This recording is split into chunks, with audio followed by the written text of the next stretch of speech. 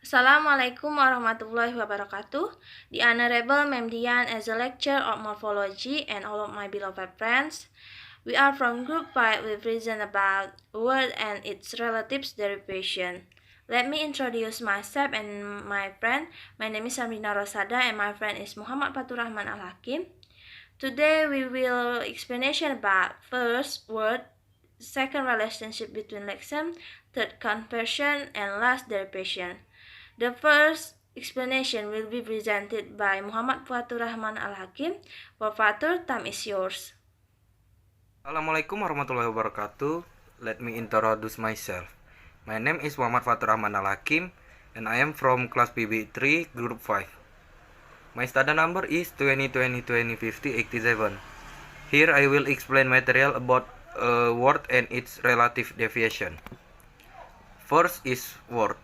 Word is used to designate an intermediate structure smaller than a whole phrase yet large than a single sound segment. The word as represent in writing represents a thought unit or a psychological unit. Table house, courage, faith, intelligence, tall, short, sleep. A word may consist of a single morpheme. For instance, rock, red, quick, run, go, and go, or several morpheme. Rock, redness, quickly, running, and goes. Second, relationship between lexemes. Lexemes is smallest semantic language unit. A lexeme has a morphological form, semantic content or meaning, and a syntactic category. Lexeme is basically an abstract notion used in linguistic morphology. The constraint realization of which is a word.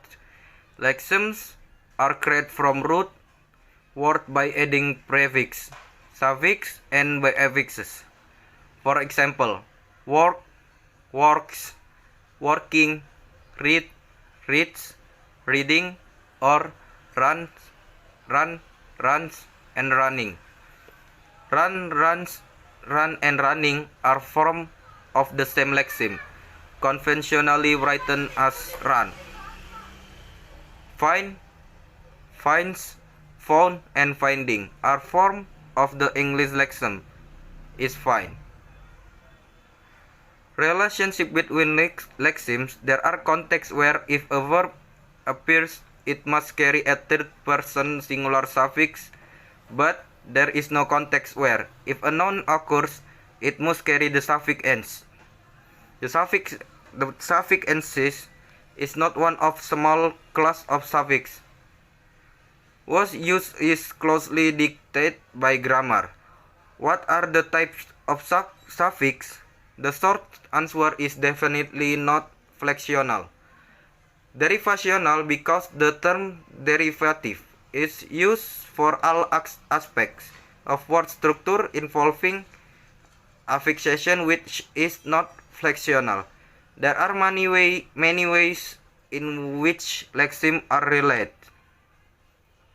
If part of identifying a lexeme identifies what belongs to a word class, then it's probably true, because it was done to degree that the root words that can carry verbal suffix such as at and ing, as well as the plural noun suffix, must belong to two lexemes, not one.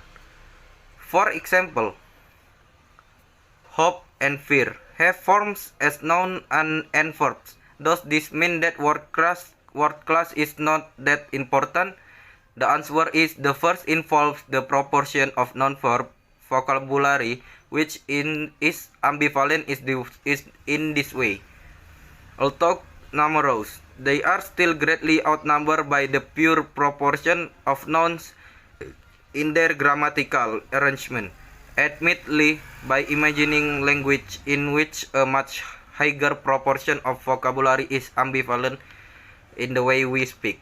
And in terms of such language, one might also argue that many or most lexemes do not belong to identifying word class.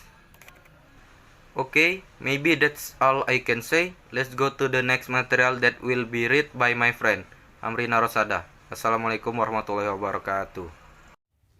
Third, conversion. Conversion is the word formation process in which a word of one grammatical form becomes a word of another grammatical form without English any change to spelling or pronunciation. For example, adjective to verb, green to make environmentally friendly. Preposition to noun, up, down, the ups and downs of life. Conjunction to noun, if and but, no ifs, ands, or buts. And last, derivation. Derivation is the process of forming new words from a basic word by adding an affix to the basic word. Affixes here can be in the form of a prefix can also be a suffix. New words resulting from the derivation process are usually known as formation words or derivative words. The derived words that we produce will have different meanings from the basic words, although they are generally still closely related. Jadi, derivation adalah suatu proses pembentukan kata melalui penambahan afiks imbuhan dengan menambahkan imbuhan di awal atau di akhiran. Kata yang baru dihasilkan akan memiliki arti yang berbeda dari kata dasarnya. There are 4 kinds of derivation that we know in part of speech, including one non-derivation. Is a word formation processes that produce a noun. The basic word used can be a verb or can be an adjective. Jadi non-derivation adalah proses pembentukan kata yang menghasilkan sebuah noun. Kata dasar yang digunakan bisa berupa verb or adjective. For example, kind merupakan adjektif ditambah akhiran ness menjadi kindness yang menghasilkan sebuah kata noun. Contoh yang kedua, excite berupa verb ditambah akhiran men menghasilkan excitement yang berupa noun. 2. Adjective derivation. It means that process of word formation which result in the form of an adjective. The basic words that we can use in adjective derivation can be in the form of a verb, noun, or it can also come from adjective as well. Jadi, adjective derivation adalah proses pembentukan kata yang menghasilkan sebuah adjektif. Kata dasar yang digunakan bisa verb, noun, atau dari adjektif itu sendiri. Contoh yang pertama adalah read merupakan verb ditambah able, akhiran able, menjadi readable menghasilkan sebuah adjektif. Contoh kedua, beauty merupakan noun ditambah full, akhiran full, menghasilkan sebuah adjektif beautiful. 3. Verb derivation is a derivation process with the result of the word in the form of a verb.